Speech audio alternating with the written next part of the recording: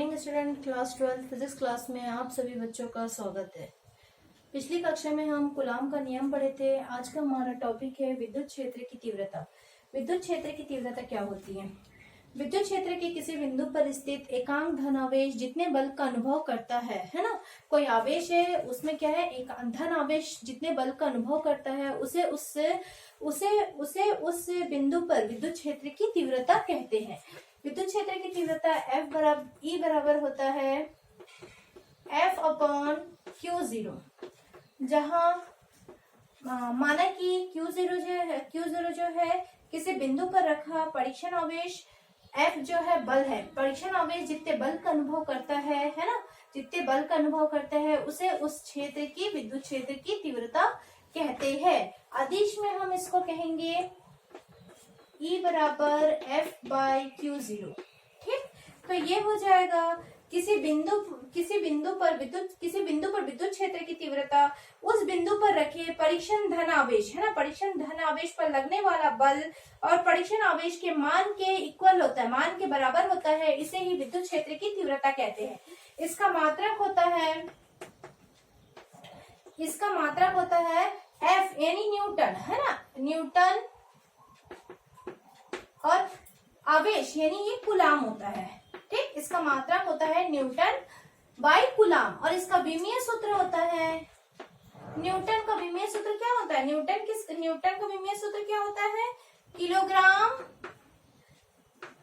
Kilogram into metre second के power -2। Clear. और coulomb का क्या होता है, कूलाम होता है एम्पियर इंटू सेकेंड। तो ये सेकंड जब ऊपर चले जाएगा तो ये 2 और 1 3 हो जाएगा, किलोग्राम है ना, मतलब ये जो है ये ऊपर वाला हो जाएगा ml हो जाएगा। ठीक, और ये जो ml हो जाएगा और ml t के पावर -2, और ये एम्पियर को a से दर्शाते हैं और सेकंड को हम लोग t से। जब ऊपर की ओर आ जाएगा तो ये क्या हो जाएगा, ml t के घात -3 और a की पावर -1। क्लियर। ठीक, नेक्स्ट टॉपिक की ओर बढ़ते हैं। विद्युत आवेश के कारण बिंदु आवेश के कारण विद्युत क्षेत्र। बिंदु आवेश के कारण विद्युत क्षेत्र। तो इसमें मान लो कि किसी बिंदु O पर प्लस आवेश रखा है, इस आवेश की दूरी R पर एक बिंदु P है। विद्युत क्षेत्र, पहले इसमें हम लोग क्या लिखेंगे, अभी क्या आया हमारा विद्युत क्षेत्र की तीव्रता, तो हम लोग चालू करेंगे विद्युत क्षेत्र की तीव्रता से। विद्युत क्षेत्र की तीव्रता क्या है, विद्युत क्षेत्र की तीव्रता ज्ञात करनी है ना, विद्युत क्षेत्र की तीव्रता ज्ञात करनी है। माना कि बिंदु P पर है ना, बिंदु P पर आवेश Q0 रखा है। ठीक, Q0 रखा है, तो कूलाम का नियम आपका क्या बोलता है, कूलाम का नियम हम लोग कल ही पढ़े हैं। कूलाम का नियम क्या बोलता है, F बराबर 1/4 पाई एप्सिलॉन 0 है ना, Q, चूंकि वहां Q1 Q2 काम किया था तो वहां पे Q1 की जगह Q ही रहेगा, और इसमें जो आवेश है वो Q0 हो जाएगा, क्योंकि इसमें हमें Q0 आवेश लिए है बटे R²। Equation number 1। और यहाँ पे K जो हो जाएगा वो हो जाएगा माध्यम का परावैद्युतांक है ना, माध्यम का परावैद्युतांक। क्लियर। अब हम जानते हैं कि विद्युत क्षेत्र की तीव्रता आपने क्या निकाला है, ये विद्युत क्षेत्र की तीव्रता आपने क्या निकाला है, विद्युत क्षेत्र की तीव्रता अभी हमने पढ़ा है कि E बराबर पढ़ा है ना, E बराबर F/एप्सिलॉन 0। तो हम क्या करते हैं, समीकरण 1 से यहाँ पे हम F की वैल्यू को पुट अप करेंगे, तो E बराबर हो जाएगा 1/4 पाई एप्सिलॉन 0 K। क्लियर। और फिर हो जाएगा इसमें रखेंगे ना Q बाई क्या हो जाएगा, Q upon Q0 by R square, equation number 2। ठीक, अब हमारे पास आवेश क्या है, रख रहे इन, और नीचे में पहले से Q0 है, Q0 कैंसिल हो गया, तो E बराबर क्या बचेगा, 1/4πε0 के Q upon R square, equation number 2। Clear है यहाँ तक? इक्वेशन नंबर 2 आने के बाद उसका सदिश रूप में हम इसको और अच्छे से कैसे लिख सकते हैं, अब हमको सदिश रूप में लिखना है, तो हम सदिश रूप में इसको कैसे लिखेंगे, सदिश रूप में क्या हो जाएगा, E है ना, 1/4πε0 के, ठीक, Q आर स्क्वायर और ये आर वेक्टर। क्लियर, ये इसका सदिश रूप में। एकांक आवेश में अब हम एकांक आवेश में निकालते हैं, या अच्छा वायु या निर्वात में पहले निकालते हैं, है ना, वायु या निर्वात में हम क्या करेंगे, k = 1 कर देंगे इक्वेशन नंबर 3 में।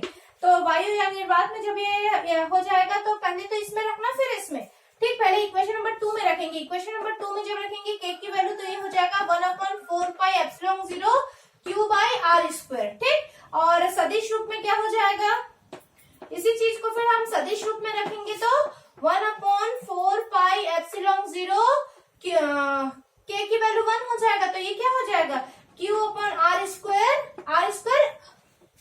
Are vector. क्लियर, ये इसका नॉर्मल रूप है। ये वायु या निर्वात में जब हम लोग वायु और निर्वात में रखेंगे तो k की वैल्यू 1 हो जाएगी, इस इक्वेशन में k की वैल्यू रखेंगे और अब E की वैल्यू निकालेंगे। सेम उसी तरह हम वायु या निर्वात में सदिश रूप में भी हम रखेंगे, तो सदिश रूप में जब आप रखोगे तो k की वैल्यू 1 रखोगे तो इसकी वैल्यू क्या हो जाएगा, E = 1/4πε0 Q/r² वेक्टर, ठीक, आर वेक्टर। क्लियर, नेक्स्ट अब वैद्युत द्विध्रुव पढ़ेंगे, ठीक, विद्युत द्विध्रुव।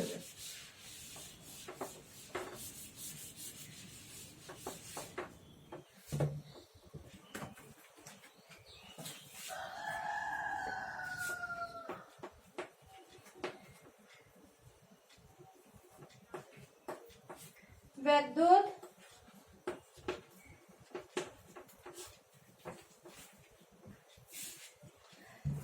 अल्प दूरी पर स्थित दो समान परिणाम वाले सजातीय आवेशों के निकाय को वैद्युत ध्रुव कहते हैं। ठीक है, वैद्युत द्विध्रुव क्या है, सामान्य भाषा में ये क्या होगा, दो बराबर या विजातीय आवेश, है ना, दो मतलब आपस में जो एक दूसरे से कनेक्ट नहीं होते, जो विजातीय दो आवेश है, उन दोनों को आप एक साथ थोड़ी अल्प दूरी पे स्थित रखेंगे तो उससे जो उत्पन्न होने वाला जो भी आवेश है वही होगा आपका वैद्युत द्विध्रुव आवेश। तो वैद्युत द्विध्रुव आवेश, ठीक है, तो इसके लिए हो जाएगा ये अल्प दूरी पर, है ना, अल्प दूरी पे रखेंगे आप और इसमें दो विजातीय आवेश मतलब दोनों सेम साइन के नहीं होंगे, दोनों अल्टरनेट साइन के होंगे, एक पॉजिटिव होगा तो दूसरा नेगेटिव होगा। तो इस प्रकार के दो विजातीय ध्रुव, है ना, अल्प दूरी, ये थोड़े से दूरी में रखेंगे और इससे जो उत्पन्न होगा आवेश वही हो जाएगा आपका वैद्युत द्विध्रुव आवेश। ठीक, वैद्युत द्विध्रुव आवेश, ये वैद्युत द्विध्रुव है। ठीक, अब वैद्युत द्विध्रुव आघूर्ण पढ़ेंगे। वैद्युत द्विध्रुव आघूर्ण, वैद्युत द्विध्रुव आघूर्ण, इसका डेफिनेशन आप याद रखिए, P = Q × 2A। ठीक, ये आघूर्ण का होता है। तो आघूर्ण क्या होता है, विद्युत, है ना, आघूर्ण। अब पहले हम लोग ध्रुव देखे, अब इसका आघूर्ण। तो आघूर्ण क्या होगा कि एक ही वैद्युत द्विध्रुव के किसी एक आवेश और उसके दोनों आवेशों के बीच की दूरी के गुणनफल, दोनों आवेशों के बीच की दूरी के गुणनफल को ही वैद्युत द्विध्रुव आघूर्ण कहते हैं। ठीक, वैद्युत द्विध्रुव आघूर्ण क्या है, वहां वैद्युत द्विध्रुव आघूर्ण की डेफिनेशन क्या हो जाएगी, वैद्युत द्विध्रुव के किसी आवेश, ये इसका आवेश है, आवेश और उसके दोनों आवेशों के बीच के गुणनफल को ये वैद्युत द्विध्रुव आघूर्ण कहा जाता है। ठीक, कल हम लोग पढ़ेंगे, आज का टॉपिक यही खत्म होता है। कल हम पढ़ेंगे वैद्युत द्विध्रुव के कारण विद्युत क्षेत्र की तीव्रता, उसकी तीव्रता के भी दो कारण होते हैं, एक होता है अक्षीय स्थिति में कैसे होता है और एक निरक्षीय स्थिति में क्या होता है। तो कल का क्लास ज्यादा इंपॉर्टेंट रहेगा नेक्स्ट क्लास में। तो आज का टॉपिक यही खत्म होता है। आप बुक्स रीड करिए और इसका नोट्स तैयार करिए, फिर हम नेक्स्ट क्लास में इसके आगे का पढ़ाएंगे। ठीक।